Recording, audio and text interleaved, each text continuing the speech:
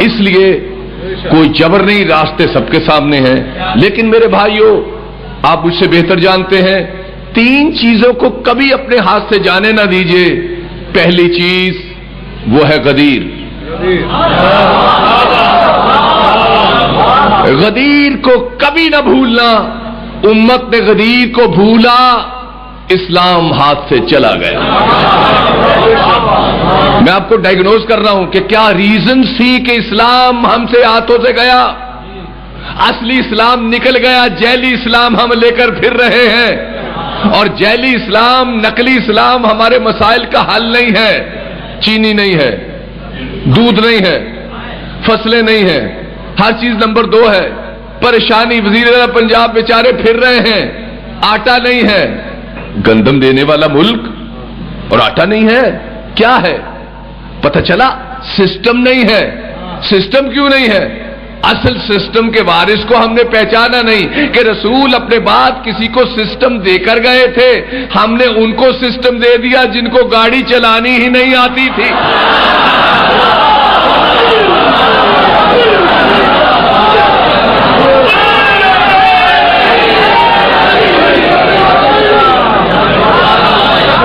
میرے بھائیوں، کبھی اپنے ہاتھ سے غدیر نہ جانے دیں. جان چلی جائے، غدیر سے بے وفائی نہ ہو. اگر اسلام کو یاد رکھنا ہے تو غدیر، it's a turning point to the Islam after prophet. If anybody like to go to touch the real Islam, he must touch the غدیر. غدیر کے علم کے نیچے آنا پڑے گا اگر آپ حقیقی اسلام لینا چاہتے ہیں، جہاں کوئی غریب نہ رہے، پریشان نہ رہے، چینی گھر کے دروں پر آئے، کسی کو پریشانی نہ ہو. اور اس کی سب سے بڑی مثال، میں اپنی بات کیوں کروں، مسلمان تو بڑا ٹچا ہے، بڑا بے ایمان ہے، وہ اہل بیت کے حق میں کبھی بات نہیں کرے گا. آؤ، آج سے 7 سال پہلے UNO کے 25 دانشوروں نے اس بات پر کنسنسس کیا کہ which is the best government ever performed in the world from the time of Adam up till now. Nixon کے دور سے لے کے جانسن کے دور سے لے کے کہاں بہترین حکومت آدم سے لے کے یہاں تک کس نے کی؟ تو 25 ملکوں کے دانشوروں نے یہ فیصلہ کیا کہ best government ever performed in the world was the 4.5 year of tenure of Ali.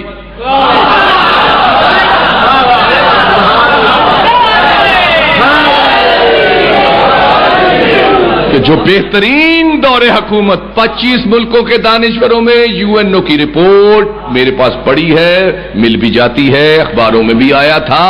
انہوں نے کہا 4.5 سالہ دور علی کا ایسا دور تھا کہ اس دور کو کبھی انسانیت کے لیے اس سے بہتر نہ دور آیا تھا نہ کبھی آئے گا. کہ وجہ کیا تھی؟ 2 وجہ انہوں نے لکھی. انہوں نے کہا in the tenure of 4.5 year nobody could sleep appetite. علی کے 4.5 سالہ دور حکومت میں کوئی شخص بھوکا نہیں سویا. یزید کے ابا جان کروڑوں روپیہ بھی خرچ لیں تو یہ کسی سے جملہ لکھوا نہیں سکتے. یہ بہت بڑا کام ہے، یہ بہت بڑی بات ہے کہ کوئی شخص بھوکا نہ سوئے. اور پھر دوسری بات انہوں نے کہا دوسری بڑی بات what Ali did، انہوں نے کہا in a 4.5 year tenure of Ali nobody could commit theft.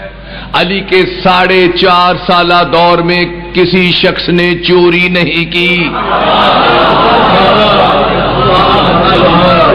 اب گن لو، پہلے دور میں کتنے ہاتھ کٹے، دوسرے دور میں کتنے ہاتھ کٹے، پہلے دور میں کتنے ہاتھ کٹے. علی کے 4.5 سالہ دور میں کسی کا ہاتھ ہی نہیں کٹا، اس لیے کہ چور کوئی پیدا ہی نہیں ہوا. جب حکمران چور نہیں ہوگا نیچے کبھی کوئی چوری کرے گا نہیں.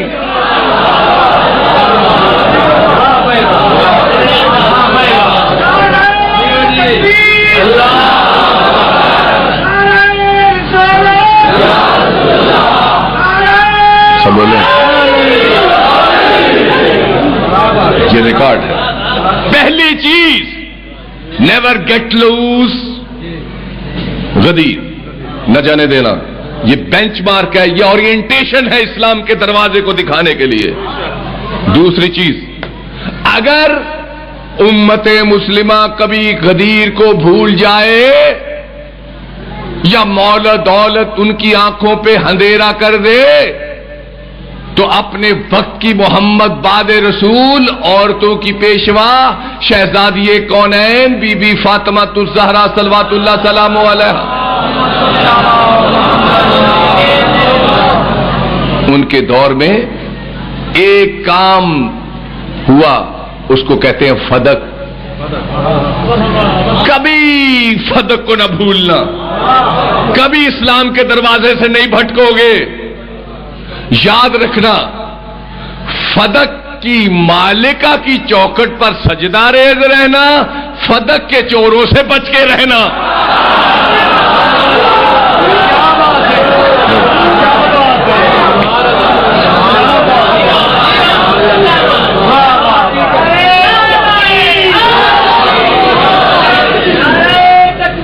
سب بولیں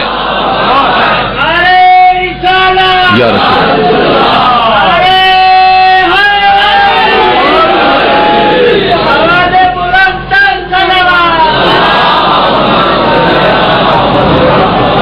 اگر مصلحت کے پردے، مال و دولت کی لالچ تمہاری آنکھوں کے آگے کالا پردہ تان بھی دیں تو پھر اپنے وقت کا محمد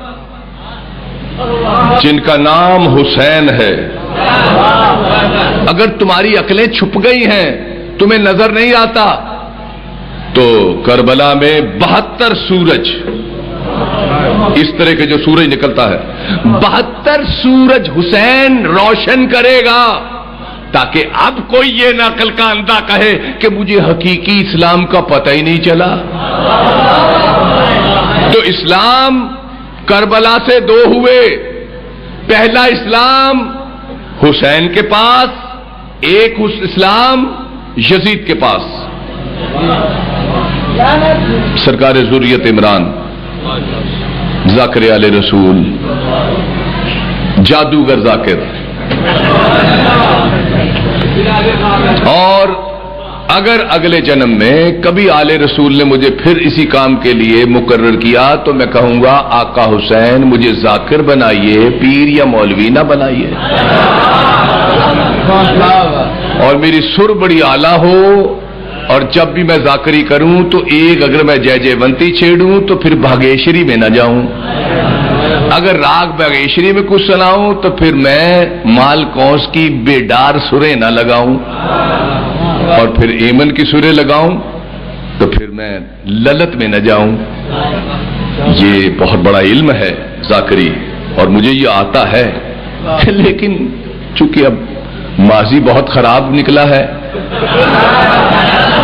عقل آئی ہے بڑی دیر کے بعد، اور ذاکر پیدا ہوتا ہے بنتا نہیں ہے۔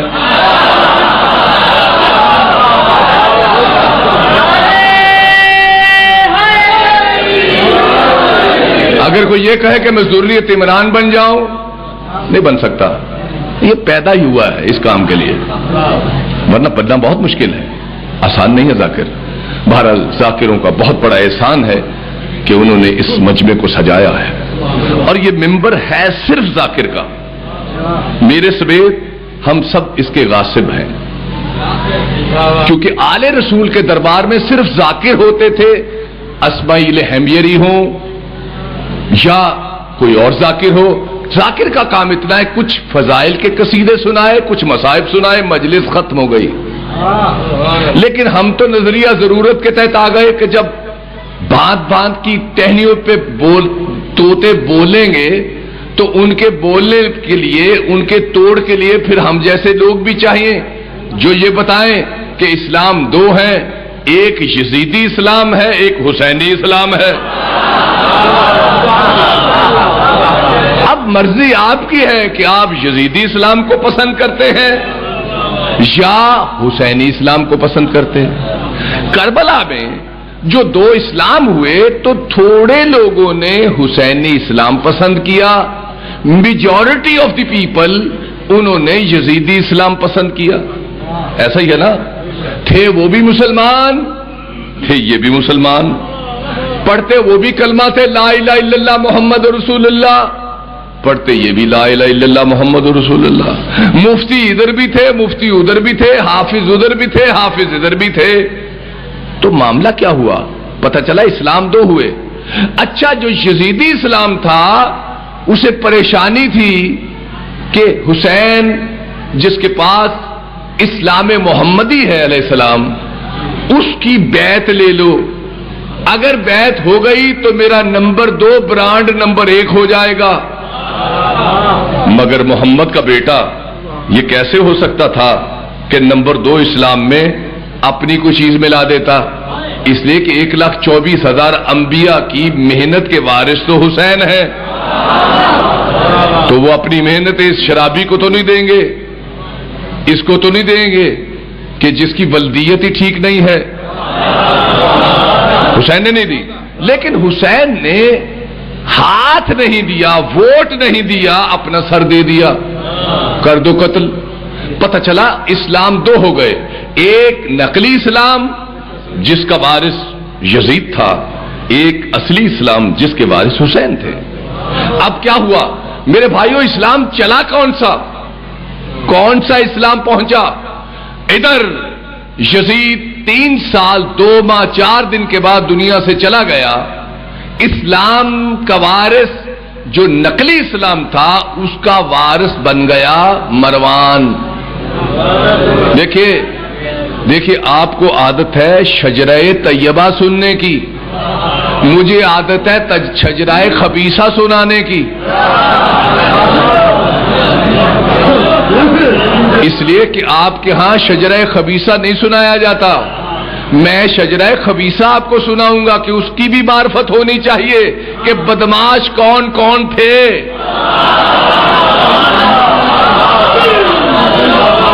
اور ان بدماشوں کو کون کون سے بدماش مولوی ہیں جو انگریزی میں رضی اللہ بنانا چاہتے ہیں۔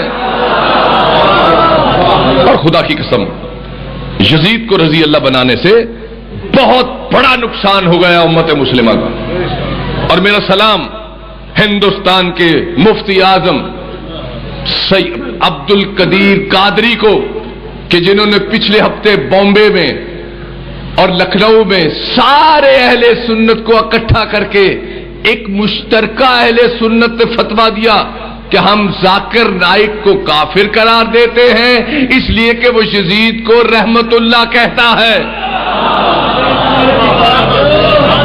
لیکن پاکستان کے سنیوں سے یہ بات نہیں ہوئی، ہونی چاہیے تھی، غیرت کا تقاضا تھا کہ ہر سنی اس پر لعنت بھیج کر رسول کی بیٹی کی دعا لیتا۔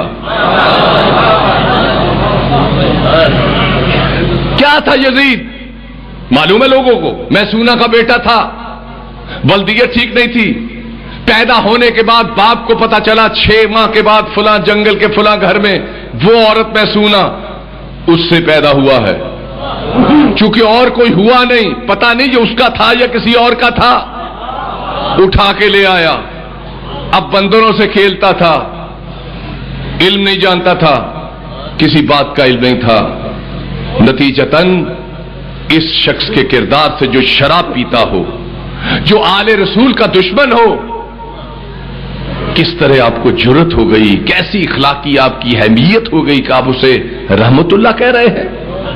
جو آل رسول کا قاتل ہو اگر مسلمانوں تم اسے رحمت اللہ کہتے ہو تو لعنت ہے ایسی مسلمانی پر۔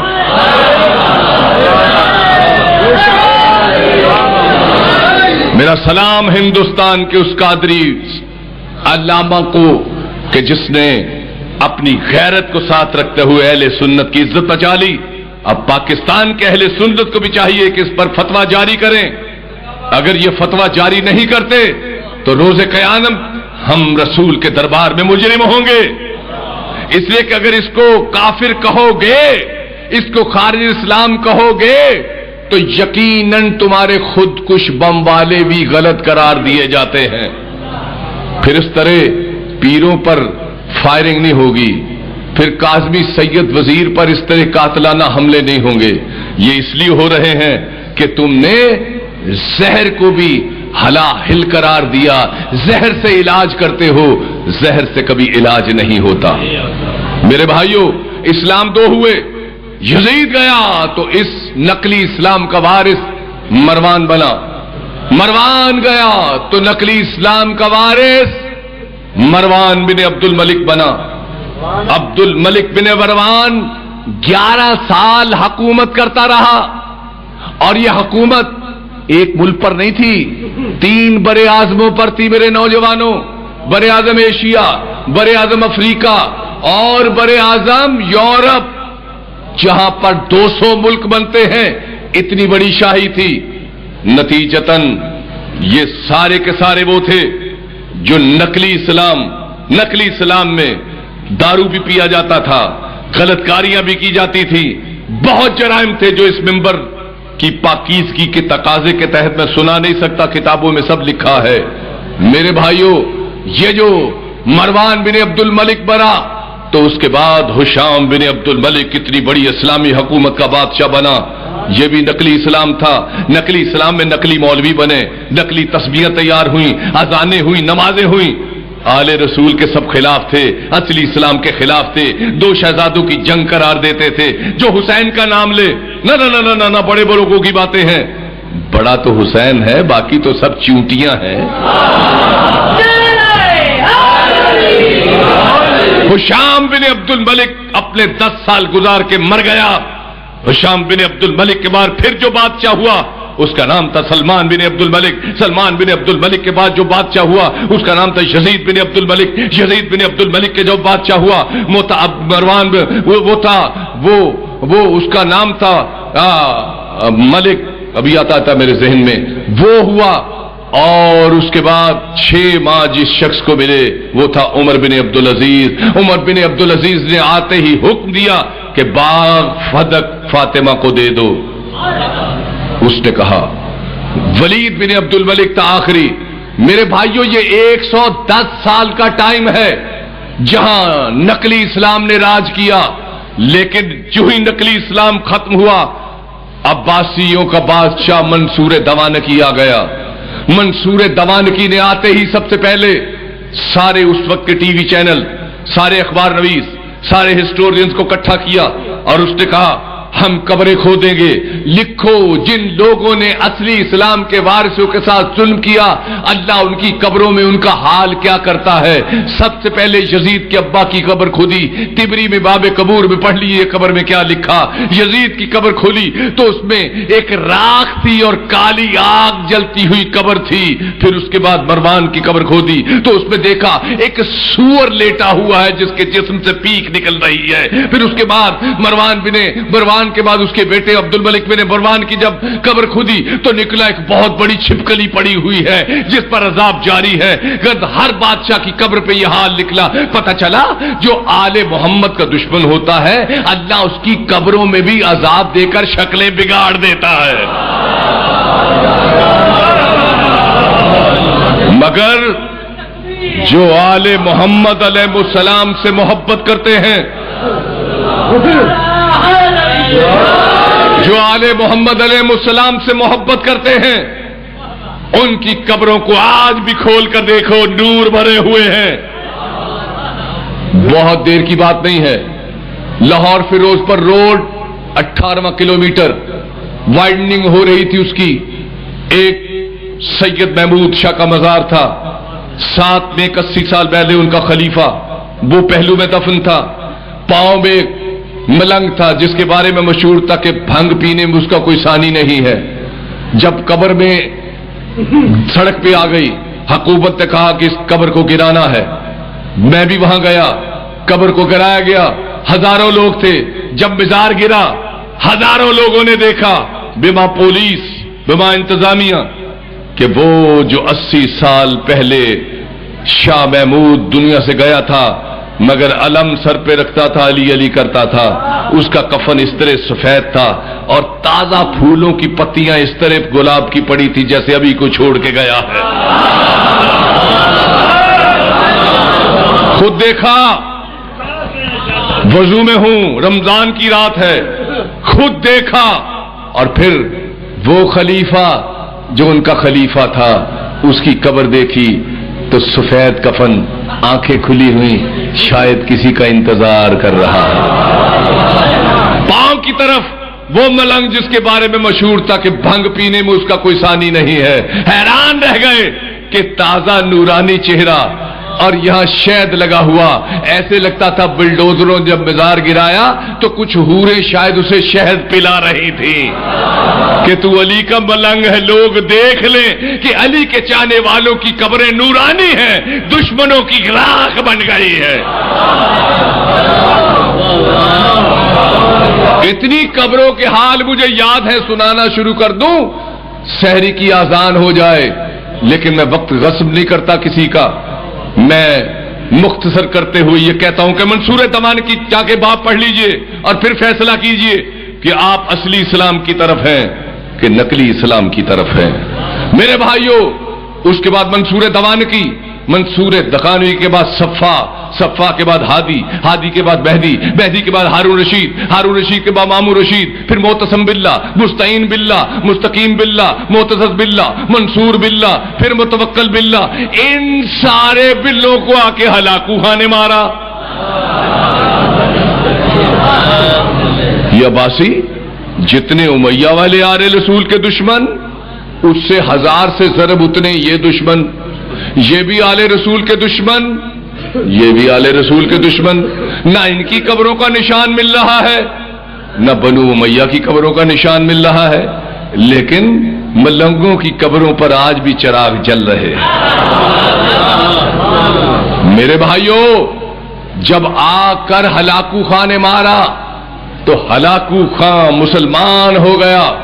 ہلاکو خان کے بعد اس کا بیٹا زندہ شاہ پیدا ہوا، زندہ شاہ کے بعد اس کا بیٹا تیمور لنگ پیدا ہوا، تیمور لنگ کے بعد اس کا بیٹا بابر کے بعد ہمایوں کے بعد اکبر کے بعد شاہ جہاں کے بعد اورنگزیب کے بعد محمد بہادر شاہ ظفر، پھر انگریز آ گیا، 200 سال انگریز کی حکومت رہی، اس کے بعد قائد اعظم آ گیا، اس نے پاکستان دے دیا۔ 1400 سال کی تاریخ مجھے ازبر یاد ہے۔ اب قائد اعظم کون تھا؟ شیعہ تھا، علی ولی اللہ پڑھتا تھا۔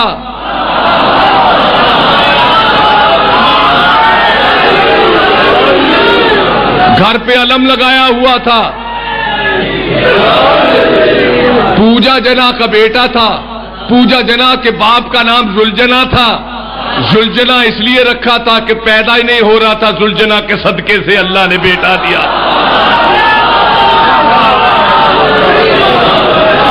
تو کہنے دیجئے مجھے کہ پاکستان تو حسین کے گھوڑے کے سم کے صدقے سے ملا ہے۔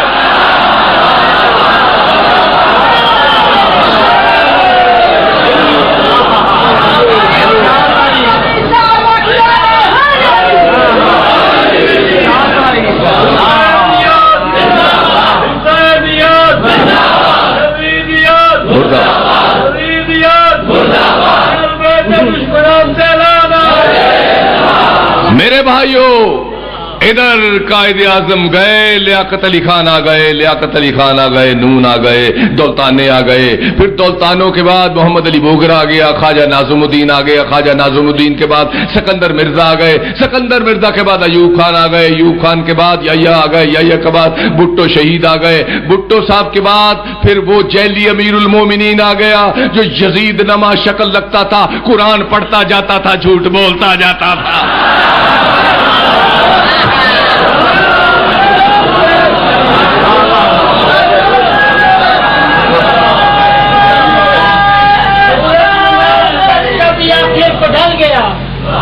سورج منافق کا بھی آخر کو ڈھل گیا، وہ ستم کا ایک جنازہ نکل گیا، جب مل سکے نہ آج و سما میں کہیں بنا، دشمن علی ولی کا فضاؤں میں ڈل گیا۔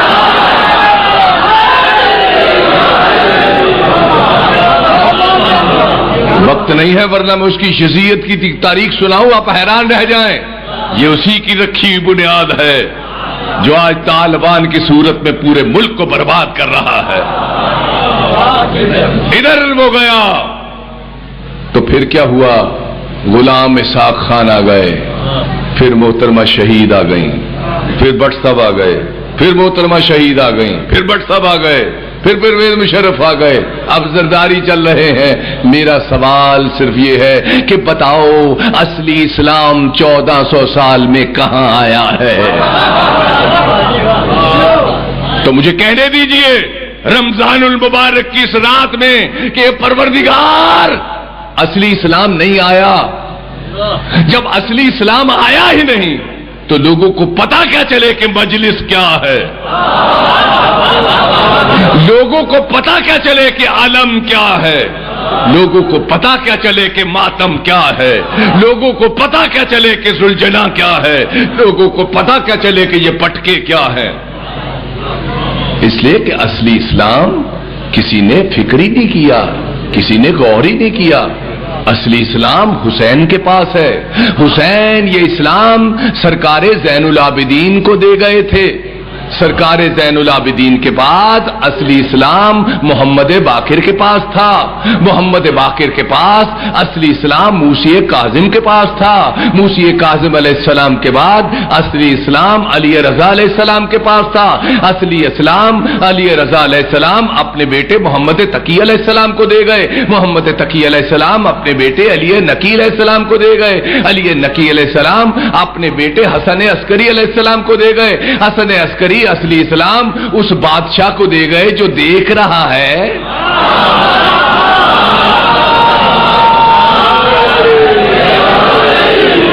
وہ اصلی اسلام کا مالک جو غیبت میں دیکھ رہا ہے، میرے بھائیوں، وہ اس کو یاد کرنے والے کون ہیں؟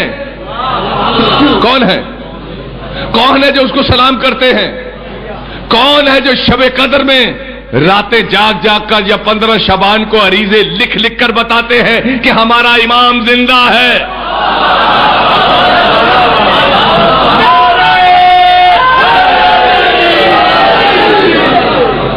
تو جن کے پاس اصلی اسلام ہے، جو انتظار میں بیٹھے ہیں، جو مجبور بیٹھے ہیں، جو بیٹھے ہیں 24 گھنٹوں سے کہ پروردگار رمضان کی رات میں ہم تراویحاں کیا پڑھیں، ہم تو اصلی اسلام کے وارث کو خوش کرنے کے لیے بیٹھے ہیں کہ ذکر سناؤ اصلی اسلام والوں کا۔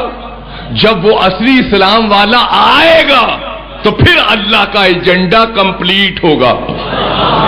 اللہ کا ایجنڈا کمپلیٹ نہیں ہوا۔ 1,24,000 انبیاء آنے کے باوجود still the agenda of Allah is incomplete, کیونکہ اللہ یہ چاہتا تھا کہ دنیا امن سے بھر جائے، بھری ہے۔ اللہ چاہتا تھا قتل و غارت نہ ہو، ہوئی ہے؟ نہیں، ہو رہا ہے سب کچھ۔ کب پورا ہوگا؟ جب اس کا آخری نمائندہ جو زندہ ہے، موجود ہے، آئے گا۔ تو کن کے پاس آئے گا؟ دیوبندیوں کے پاس آئے گا، بریلویوں کے پاس آئے گا، کہ اور وہاں آئے گا جو اس کا نام لے کر قربانیاں دے رہے ہیں۔ ان ذاکروں سے محبت کرے گا جو دن رات اس کے گیت گا رہے ہیں۔ ان علماء سے محبت کرے گا جو علماء بے شک سنی ہے یا شیعہ ہے، جو اس کے انتظار میں بیٹھے ہیں یہ دنیا کو بتانے کے لیے کہ ارچے سنی ہیں مگر حسینی سنی ہے، یزیدی سنی نہیں ہے۔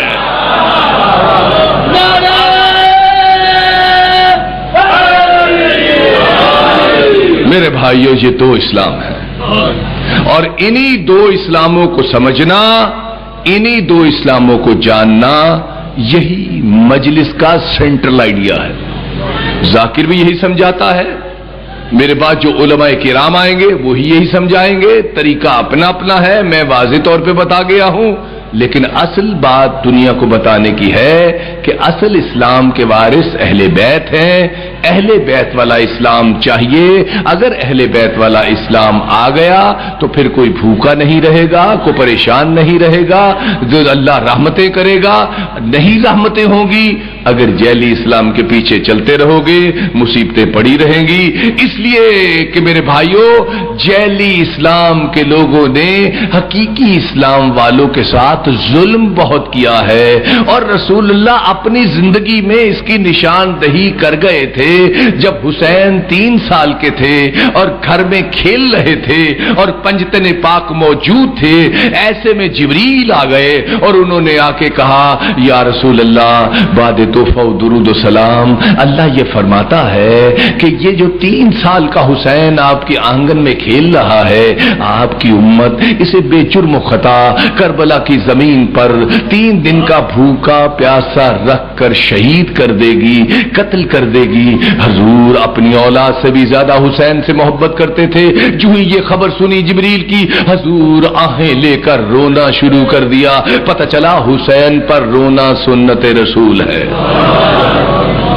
ادھر حضور کا گریہ چل رہا تھا، بیٹی جو اپنے باپ سے بہت محبت کرتی تھی، جب اس نے دیکھا کہ میرے بابا گریہ کنا ہیں تو ہاتھ باندھ کے کہا اے میرے بابا آپ رو کیوں رہے ہیں؟ کہا بیٹی ہم تمہیں کیا بتائیں کہ جبریل ابھی آیا ہے اور اس نے آ کر کہا ہے کہ حسین جو 3 سال کے ہیں اس کو آپ کی امت بے جرم و خطا کربلا کے میدان میں 3 دن کا بھوکا پیاسا رکھ کر قتل کر دے گی۔ شہزادی کونین نے جب یہ سنا تو وہ بھی گریہ کرنے لگی۔ اے بہنوں، یہ بہنوں حسین پر رونا سنت سیدہ کونین ہے۔ روتی ہوئی بیٹی نے بابا سے پوچھا بابا جب یہ وقت آئے گا تو کیا آپ اس وقت ہوں گے؟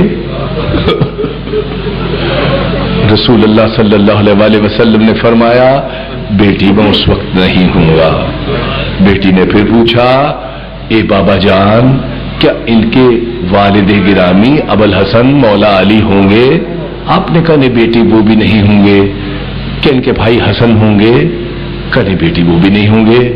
تو پھر کہا بابا میں ہوں گی؟ رسول اللہ نے رو کر کہا نہیں بیٹی آپ بھی نہیں ہوں گی۔ ایک درد ہے ماں کا جو اب اس جملے سے نکلتا ہے، اور جب بھی اس روایت کو میں پڑھتا ہوں تو بہت روتا ہوں۔ کہا شہزادی کونین نے بابا ایک حسرت ہے، بابا میرے بچے کو روئے گا کون؟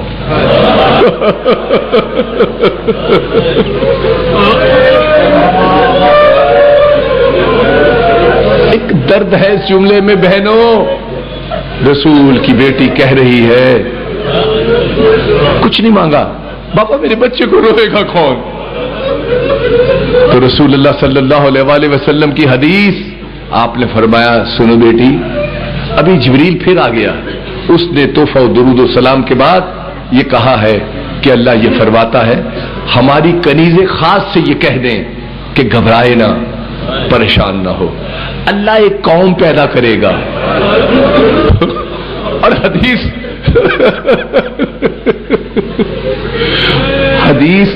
میرا سلام میری بیٹیوں میری بہنوں کو، اللہ تمہیں کوئی کم نہ سکھائے۔ عورتوں کا مجلس میں آنا قبولیت کی نشانی ہے۔ حدیث جو جاری ہوتی ہے وہ عورتوں سے شروع ہوتی ہے۔ کیا فرمایا حضور نے؟ بیٹا اللہ یہ فرماتا ہے درود و سلام کے بعد کہ ہماری کنیز خاص سے یہ فرما دیجئے کہ اللہ ایک قوم پیدا کرے گا جس کی عورتیں تیری عورتوں کو روئیں گی، جس کے جوان تیرے جوانوں کو روئیں گے، جس کے بوڑھے تیرے بوڑھوں کو روئیں گے، جس کے بچے تیرے بچوں کو روئیں گے۔ تو کائنات کی صادقہ صدیقی بی صدیقہ بی بی یہ کہنے لگی، یہ فرمانے لگی بابا بابا بابا پھر میں بھی اس وقت تک جنت میں نہیں جاؤں گی۔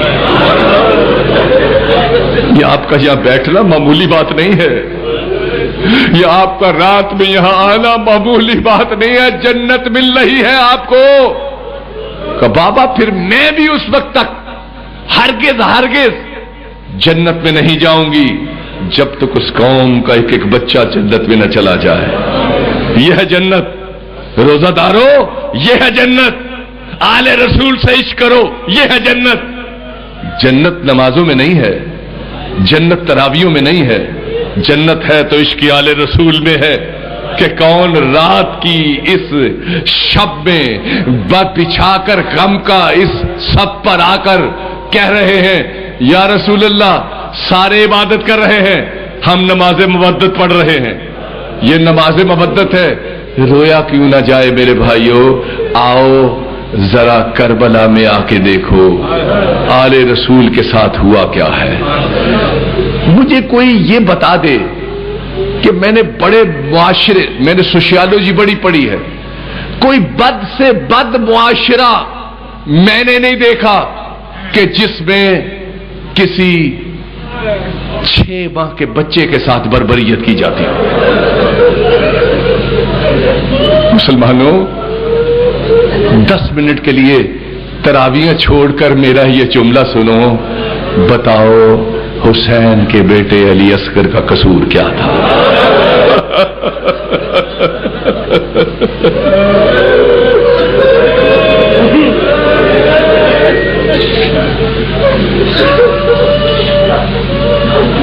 بچے کا کوئی قصور نہیں ہوتا، بچہ ہندو کا ہو، مسلمان کا ہو، عیسائی کا ہو، وہ نیچر پر ہوتا ہے، وہ اللہ کے دیے ہوئے اس قانون پر ہوتا ہے جو نیچر ہوتی ہے. میرے بھائیوں، علی اصغر کے لیے حسین نے کون سی بادشاہت مانگ لی تھی؟ اور حسین مانگ رہا ہے، کیا مانگ رہا ہے؟ 3 دن سے اس کی ماں کا دودھ سوکھ گیا ہے. اے قوم اشقیا، تمہارے ذوق میں غلط میں میرا کوئی قصور ہو سکتا ہے، اس 6 ماہ کے بچے علی اصغر کا کوئی قصور نہیں. اس کو ایک بوند پانی پلا دو، کتنا بچہ پانی پیتا ہے؟ یہ ڈبو کی انگلی کی زبان پہ پیاس ختم. لیکن وہ کیسی صفاق قوم تھی، وہ کیسے مسلمان تھے کہ جنہوں نے